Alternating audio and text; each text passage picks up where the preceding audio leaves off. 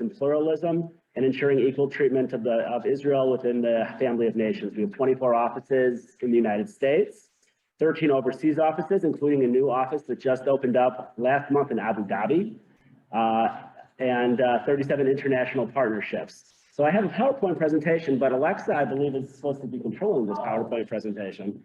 So let us wait a moment.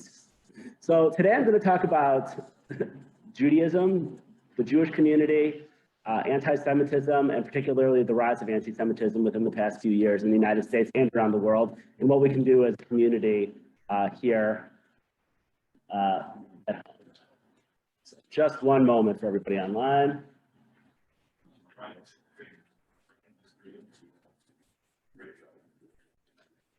Just a moment. Did you actually test to see if this worked before you came here? All right, so I'll just start by saying, before the slides come up here, we are seeing right now, and I don't know how closely you're following it in the news, and this is something we'll talk more about, a disturbing rise of anti-Semitism here in the United States.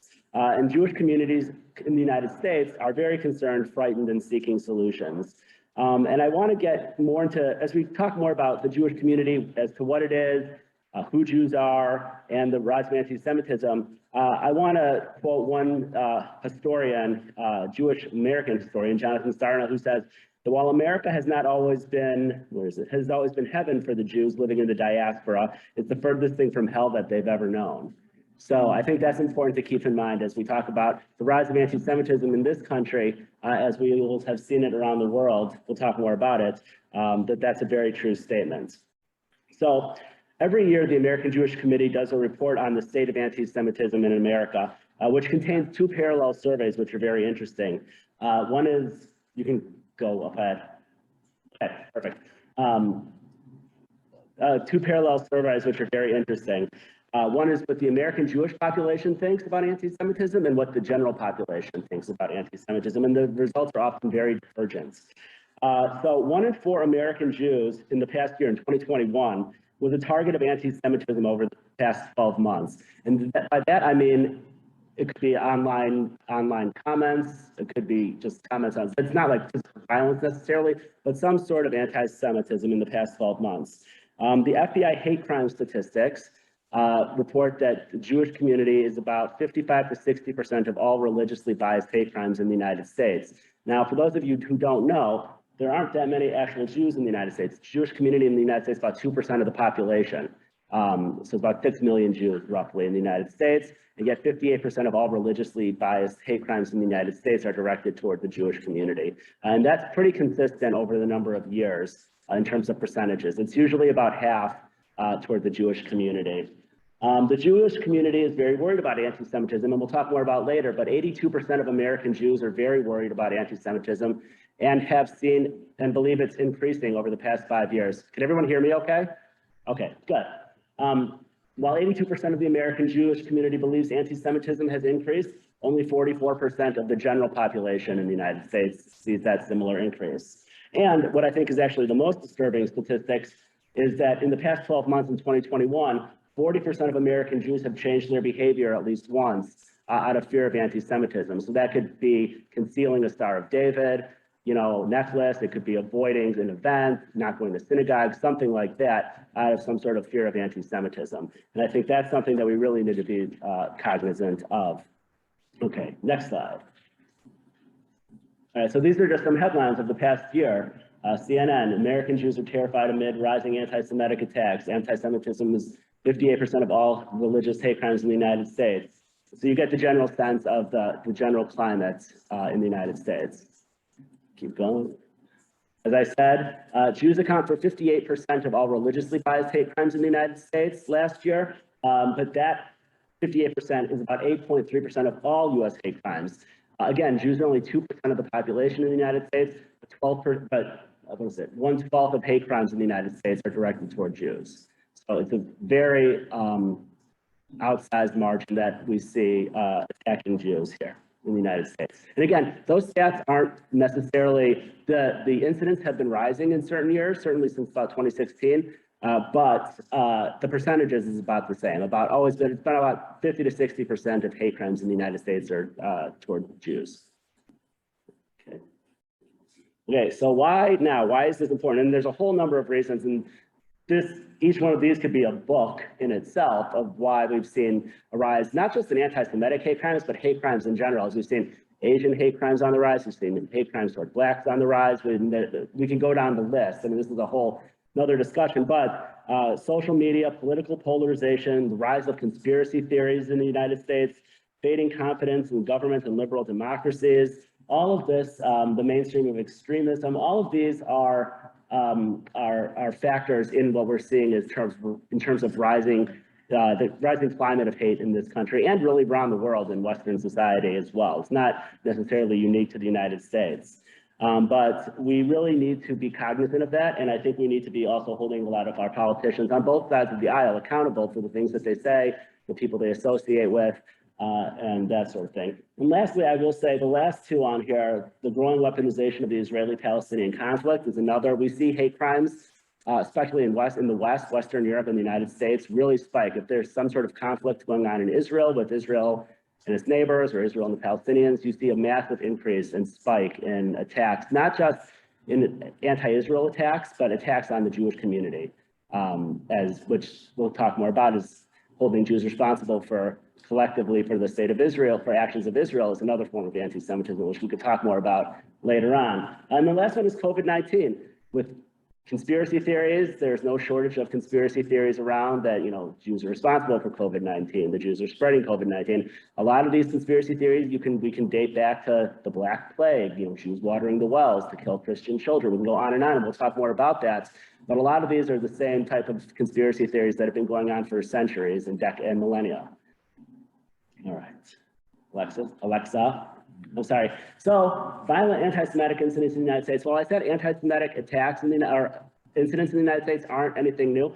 It really was the first mass casualty anti-Semitic event in the United States was in 2018 with the Tree of Life shooting in Pittsburgh. And we've really seen an acceleration in these sorts of attacks going on, like I said, in the past 5-6 years. So even up to 2022, if you were following in Colleyville, Texas, the hostage situation a few months ago in Texas, these sorts of things have been going on at a much more advanced clip than they have in the past. All right. So I guess the question is, who are Jews? And this is an important question because it's not necessarily as easy as you think it is to answer. So it's an important question because if you don't know who Jews are, it's hard to define what anti-Semitism is. And people think anti-Semitism is about religion, but it's actually not about religion, it's about people. So Jews are a people. It's not just religion, but it's not a race. But a majority of Jews practice Judaism or are culturally associated with with Jewish traditions. Many Jews are atheists, aren't religious, but they're still Jews. So Jews are people, and that's important, I think, to understand. You can be a secular atheist Jew who doesn't believe in God, but you're still a Jew. In a way that other religions, if you don't believe in God or you don't believe in the divinity of that religion, you're not a practicing member of the church, for example, if you don't believe in church doctrine. But if you don't believe God exists, you're still Jewish. You're still, and it's more complicated. So it's more than just a religion. It's more of a peoplehood again, it's not a race. So although Jews live all over the world today, originally, for those of you who are religious, you probably know Jews come from the ancient land of Canaan, Judea, which later became Palestine and now Israel, in the Middle East. They were expelled from the land of Israel, but during the Babylonian Empire in 568 BC, and then came back, as you know, and then they rebuilt the Second Temple. Then the story of Jesus occurs. They get expelled from Judea by the Roman Empire in 70 CE. And as a result of these expulsions that kept occurring, the Jews settled throughout the Middle East, Northern Africa, and Europe. And these communities outside the land of Israel were known as the Jewish diaspora. Okay, so the Jewish community, like I said, originates from what is now the land of Israel. In the world today, there aren't that many Jews. There's worldwide population. Anybody have any idea of how many Jews there are in the world? Anybody want to take a guess? There's 1.5 billion Muslims, there's 1.5 billion Christians, there's 800 million Hindus. Anybody want to guess how many Jews there are in the world? 30 million. Half that. About 15 or 16 million Jews in the world today. So it's not that many Jews. So next slide. So here's where Jews live. About half are in Israel, half in the United States. About 6 million and change in Israel, 6 million in the United States. There might be a little bit more in the United States, depending on how you count. France has about 500,000, Canada about 400,000. My point is that these aren't huge populations. The population of the state of Minnesota is 5 million people or so, roughly. So, you know, there's not that. My point is that the Jewish community worldwide is not that big. So when you see attacks on the Jewish communities, it really does resonate with Jews worldwide. And that's, I think, something that a lot of other people don't really understand. When you see Jews attacked in some town in France or in Germany or in the United States, it really does resonate worldwide with the Jewish community. And I think that that's important to understand as well. All right. Okay, so just some basics about Judaism. Judaism has a number of important holidays. Shabbat, or the Sabbath for Jews, occurs on Friday nights. It occurs from sundown Friday night to sundown on Saturday. Religious Jews don't use any electricity or don't use any, don't use electricity, don't turn on the car. They don't do any of that because in the Bible it says that you're supposed to rest and you're not supposed to work, and all of that is considered work. So religious Jews won't do that. It's important to note, though, for those of you who have Jewish neighbors and friends, the Jewish day begins the night before, the evening before. So that's why all Jewish holidays begin the evening before the day the actual holiday occurs. And that is because in the book of Genesis, God creates night before he creates day. For those of you when he's creating the earth, he creates day, darkness, and night, then he creates the morning. The other thing about the Jewish holidays is they're never on the same day each year, unlike Christmas, which is always, December 25th. And, it's more like Easter, which is actually fixed more to the Jewish calendar, which fluctuates because the Jewish calendar is based on a lunar calendar, not on a solar calendar. That is why every year, Rosh Hashanah, Passover, Hanukkah, can fluctuate kind of within a few week range of each other. So the major holidays to be aware of: Rosh Hashanah is the Jewish holiday, Jewish New Year. Usually it's in September. Yom Kippur, the Day of Atonement, usually in September or early October. Sukkot, which is the Feast of Tabernacles, if you're a Christian, usually occurs in October. The end of Sukkot is Shmini Atzeret, which the Torah is the last portion of the Torah is read, and that occurs at the end of Sukkot. Every year, the interesting thing about Judaism is at every synagogue, the Torah portion is the same the Torah portion, which is the Old Testament, is the same everywhere in the world. So if you went to a synagogue on a Saturday in Prague or in Jerusalem or in New York or in Seoul, South Korea, they would be reading the same portion of the Torah, and it has to be done. It wraps up every year on the same holiday. Hanukkah, which is one of the better known holidays, is not a major Jewish holiday, but it has taken an important position, especially in Western society, really only because it falls timing-wise around the Christmas time. But Hanukkah is not a holiday. It's an important holiday because it commemorates the victory of the victory and rededication of the temple in Jerusalem a few centuries before Christ. But again, it is not a major holiday. It's a major holiday for marketing in the United States, but in reality, it's not a major holiday. Passover, we just celebrated, usually occurs in April. That's the Exodus from Egypt.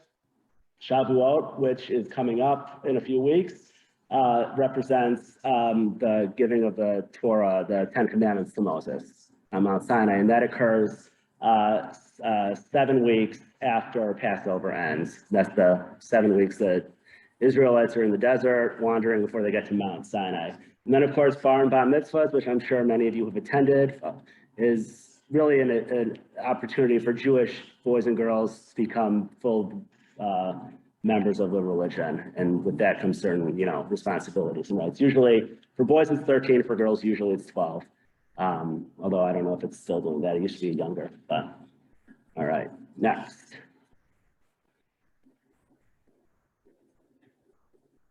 Non-religious holidays that Jews tend to observe: International Holocaust Remembrance Day, which is on January 27th.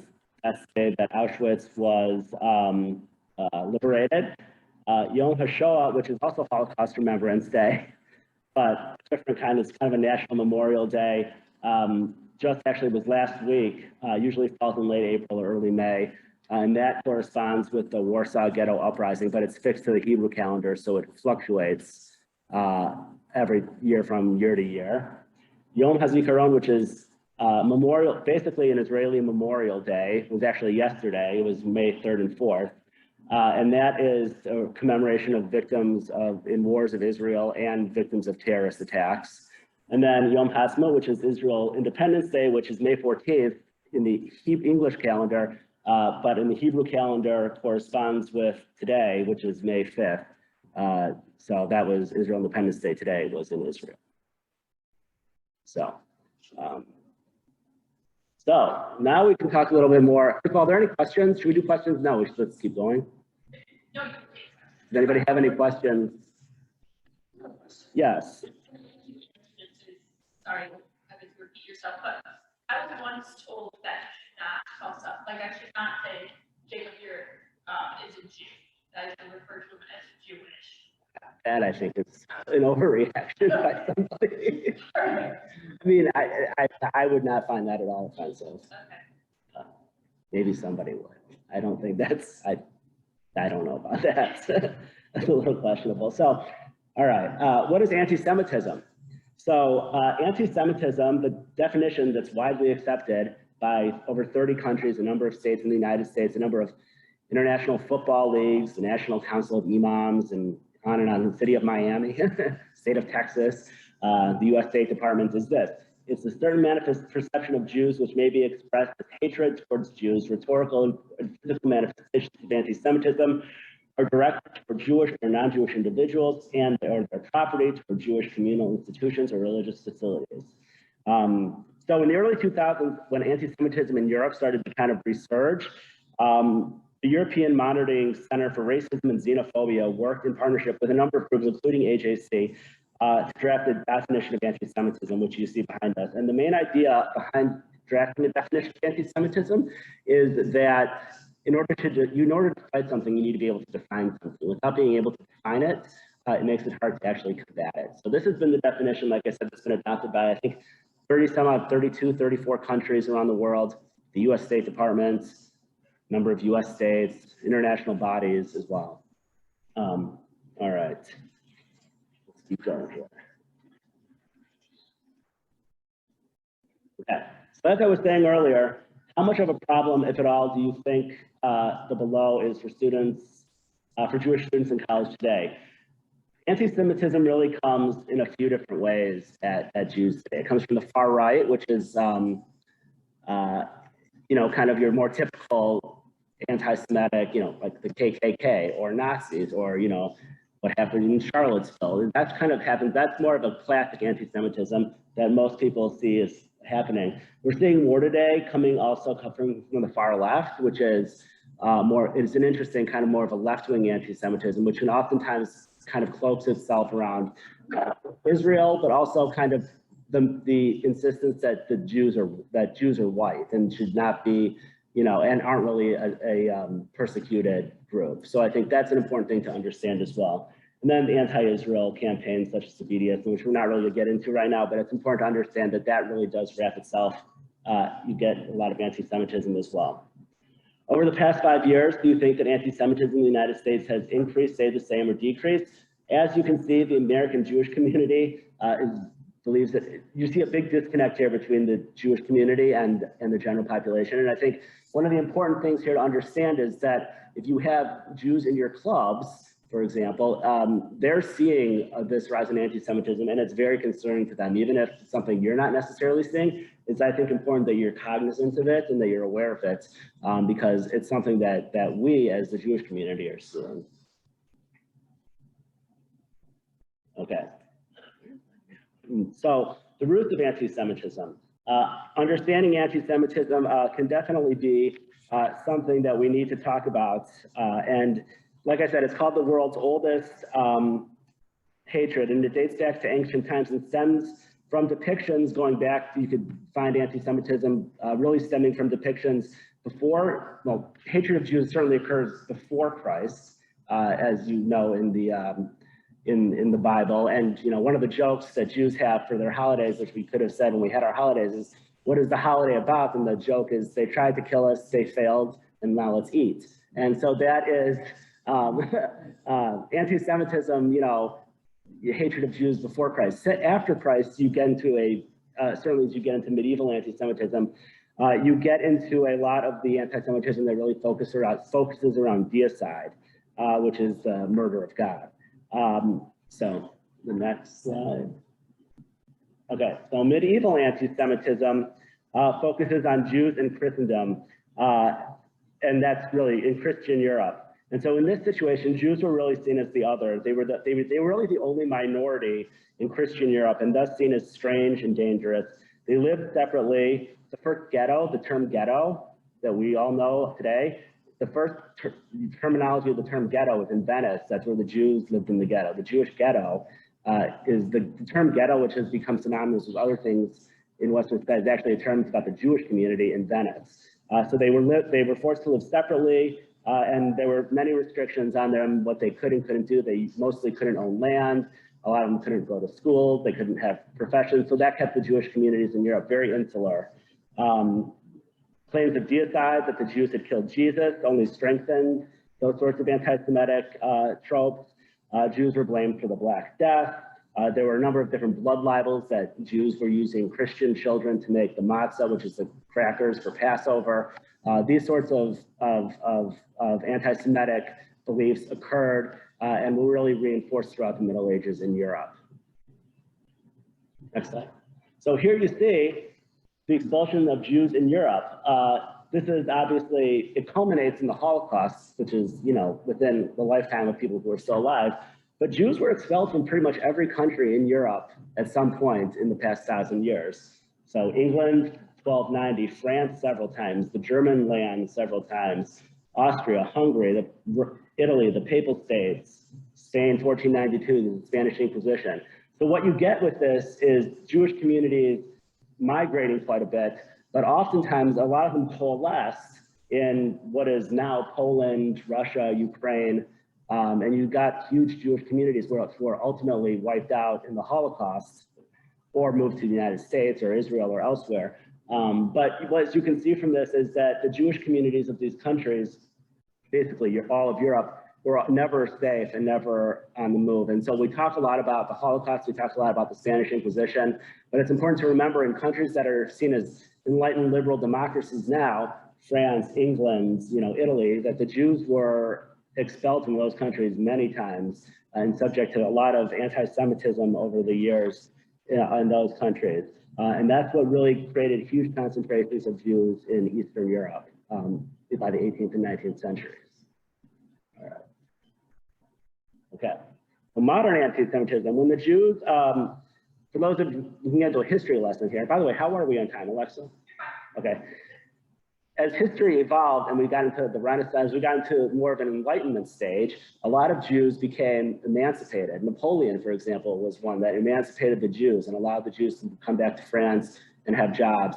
Emperor Joseph II in Austria was another one who allowed the Jews to move back to Vienna and have jobs and work in businesses. But because the Jews had spent so many years in specific jobs, in one of the jobs they were proficient in, oftentimes because they were forced into it, was banking and money lending, because Christians didn't want to charge interest to other Christians because that was against the religious teaching. So they had non-Christians do the lending for them. So as the Enlightenment came about, Jews were kind of brought back into society, but who they had developed skills as bankers, international traders over the course of centuries. And they were well connected with other Jews around the world as well. And this creates this kind of conspiracy theory going that you still see today, that Jews are controlling the world, international Jewish banking. But as the Enlightenment spread throughout Europe, and notions of acceptance and individual rights, it seemed that Jews might be accepted. But as notions of individualism and nationalism then propped up around Europe, the anger at Jews for not assimilating into Christian European society began to grow. People would always talk about the Jewish question. You hear about famous philosophers from the 1800s, people like Sartre, people like Nietzsche and others. If you go back, they have very interesting things to say about the Jews living in Paris or Berlin or London at the time. Anti-Semitism didn't really die, it just kind of reimagined itself. Obviously, what happened in Russia, the Tsars and the Russians were very cruel, and they put down the Jewish communities in Russia. A lot of those Jews from what was then Poland and Russia and Ukraine immigrated to the United States between the 1880s and 1920s. I know my family on both sides came to the United States in that time period. And then the ones that stayed there ultimately were mostly wiped out by the Holocaust. But this modern anti-Semitism really starts to emerge with the ideas, the Protocols of the Elders of Zion is a forged document, but you can still buy it. Actually, a lot of it, you can buy it in Europe and in the Arab world, that talks about Jewish conspiracies to take over the world. Keep going, Alexa.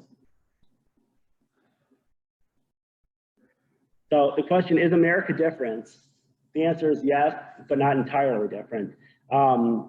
It's different in that it's rooted in a liberal Enlightenment values of equality and individuality and freedom of religion. So for that, it's certainly different.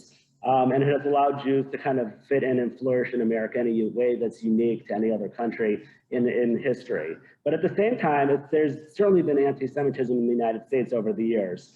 And famous anti-Semites like Henry Ford, for example, who was the founder and editor of the Dearborn Independent, which is the international Jew, the world's problem. That was in the 1930s, as Hitler was on the rise in Germany. People like Charles Lindbergh were, Nazi sympathizers who were very much not friendly to the Jewish community here in the United States. So it's important to remember that while anti-Semitism in the United States certainly exists, the sort of restrictions on Jews that we saw in Europe and in the Middle East and other parts of the world haven't really ever occurred in this country. However, over the last few years, we've started to see that uptick in violence, which we never really saw before in this country. So what do we have here? Now we get to contemporary anti-Semitism. A lot of that is actually, you see a lot of anti-Semitism today. You see a lot of the old tropes that exist, and we'll talk a little bit more about them now.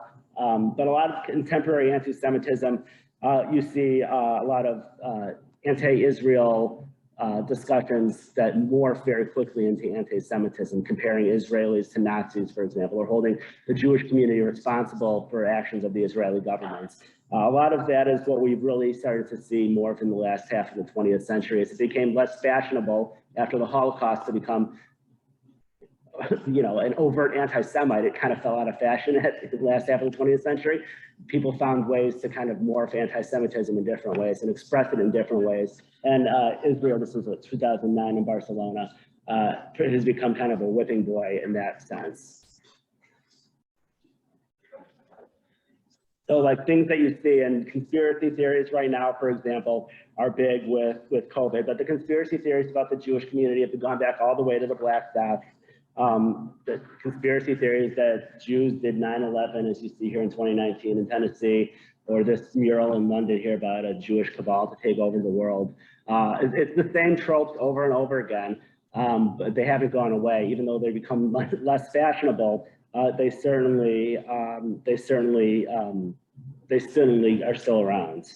So conspiracy theories are a big one. You also see it coming out in greed. This is kind of a typical foundational doctrine of anti-Semitism, which associates Jews with greed. It affects Jews today. It's the same character if you read The Merchant of Venice, if anybody's familiar with that. The character Shylock is in that as a Jewish banker. It's important to remember when Shakespeare was writing that, by the way, Jews were still expelled in England. There were no actual Jews in England. So it shows just how pervasive anti-Semitism is in countries where there aren't Jews, that you have these anti-Semitic tropes still circulating. Yes?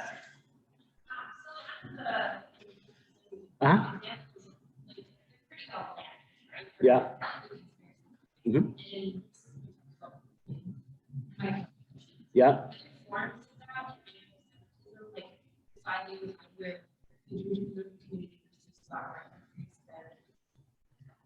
Mm-hmm. in like a micro level? I think that that's part of it, and we'll see soon a cartoon from the New York Times, for example, it was during the Trump administration, which is blatantly anti-Semitic, that people were shocked that the New York Times would publish, and they ended up tracking it. But I think it fits under that discussion as well. I think that because the Jewish community is so small, I don't know when you came in, but there's only 15 million Jews in the whole world. Most people don't know, it's only 2% of the American population, that I think a lot of these ideas and these tropes are so embedded in people's consciousness and the way they see the world that a lot of people don't necessarily view it as anti-Semitic, but when it is anti-Semitic to the Jewish community. Yeah. Okay, so greed is another one that you see. The interesting thing about anti-Semitism, it can be anything you want it to be. That's one of the beauties of it. If you want to believe that Jews are greedy bankers who are controlling the world's bank systems, you can believe that. But if you want to believe that the Jews are communists trying to take over the world, as they do, and that they're Bolsheviks, that's also, you can believe. They can be both things. And that's the beauty of the anti-Semitic conspiracy theory, is that it can shapeshift to be whatever you want it to be. And that's one of the reasons I think it's been so persistent over the years. All right. Control. So this Donald Trump ad was in the New York Times in 2019. It shows a blind Trump being led by Benjamin Netanyahu, who was then the Prime Minister of Israel. So there's a whole lot going on in this ad here, which is a discussion of, so there's a discussion of Jewish control of the United States. That's one. It has there's all just a lot of people didn't see that ad necessarily as anti-Semitic, but the Jewish community certainly did view that ad as anti-Semitic, and they ended up taking it down. And then you get to the question of Holocaust now, and this one is particularly important these days as the Holocaust is now getting farther and farther away. Holocaust survivors and World War II veterans we're reaching the end of the line. It's important that we do Holocaust education and help people understand that the Holocaust, as you know, was a unique event in world history, and comparing really anything to the Holocaust is never a good idea. But certainly comparing Israel to Nazis and Jews to Nazis is a problem. But these are cartoons. You see one is 2014 and one is 2009 that does just that. And then dual loyalty is another classic one. The Jews are not really loyal to the country that they're in. This first one is actually interesting. It's a German, it's from Vienna, it's Austrian. From 1919, it shows a Jewish, a person with a Star of David stabbing a German soldier in the back. And then this one is an anti-Semitic flyer in New Jersey, 2018. And so why does this matter? I think getting back to sort of what we were discussing earlier, let me find this. I think it's important, for healthy societies to look at healthy, in order for societies to be healthy, I think it's important to understand the problems that are being faced by minorities in the group. And again, I think that this includes any sort of minority, whether it's African American, Asian American, LGBT, but certainly I think anti-Semitism is a difficult one because to most people, they view Jews as quote unquote white, when in reality, the Jewish community doesn't really necessarily see itself in that way. And I think it's important for people to understand that for societies to be healthy, anti-Semitism is oftentimes a sign of society in decay, as we've seen from the maps that I showed you and from the history in Europe and other places, that when anti-Semitism really starts to take hold in society, it's kind of a canary in a coal mine situation. And it's a sign that society is having a problem. So I think it's important to recognize these signs, to understand how the Jewish community feels.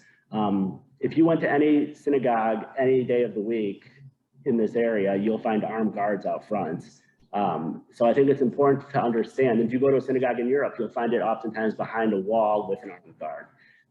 That it's important to understand that it's a real fear that the Jewish community is feeling, and that oftentimes we feel that we're just talking to ourselves about these problems and that people aren't necessarily hearing or seeing what we're seeing here.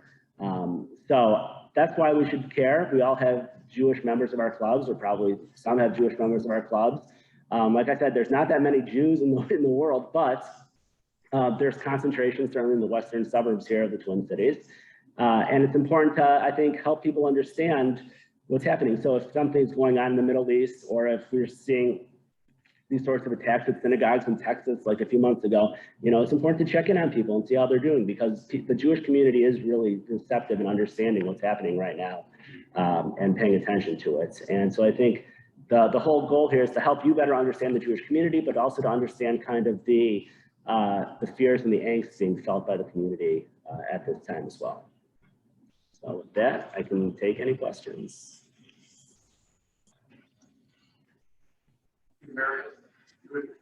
Are you regional, spread out? So we have 24 U.S. offices, and we have 13 overseas offices. We just opened an office in Abu Dhabi, which is interesting, which is part of actually the Abraham Accords, which was one of President Trump's Middle Eastern accomplishments, which was normalizing relations between the UAE, Bahrain, Morocco, and Israel, which is an important step internationally as it comes to international relations. So we just opened an office in Abu Dhabi. I've not been there yet.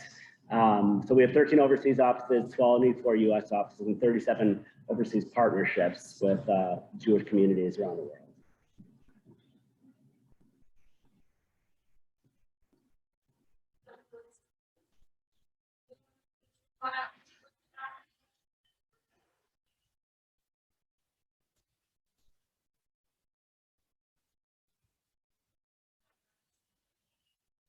Okay. Well, I hope that you guys took something away, and, you know, helps you better understand, you know, the Jewish community and what the Jewish community is thinking and feeling, and what, you know, who the Jews are. So, yeah, I say thank you. Thank you.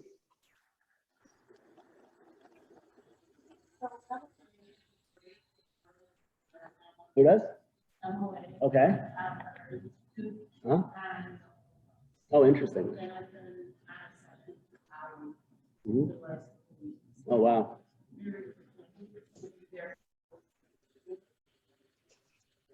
Check that out. Yeah.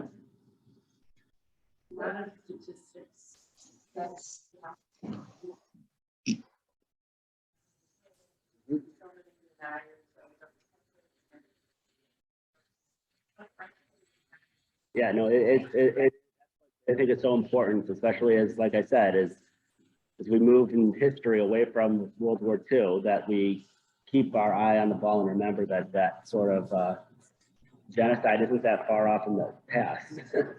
Yeah. Jacob, how about kids? How is it going for Jewish kids in public schools? Good question. A lot of kids, I don't track that work, but I can tell you from what things that I've heard in public schools and colleges that it's hard. We're seeing the same sort of uptick we're seeing around the country, around the world. We're seeing also occurring in schools with lack of with kind of anti-Semitic remarks, with people doing, there was an incident recently a year or two ago at Minnetonka High School where I think people were dressing up as Hitler for asking people out for prom or something like that. Things. And then on college campuses, especially, you know, you see huge spikes in kind of anti-Semitic violence, especially when there's any sort of unrest in the Middle East that has to do with Israel. You see huge spikes of it. You see Jewish institutions targeted during that as well. And that's certainly anti-Semitic. Targeting a synagogue, spray painting a swastika on a synagogue, for example, because there's some sort of a conflict in the Middle East, is certainly one of the things that we've talked about. You see those sorts of things really uptick. And so the climate isn't great, is from what things that I'm hearing on the ground.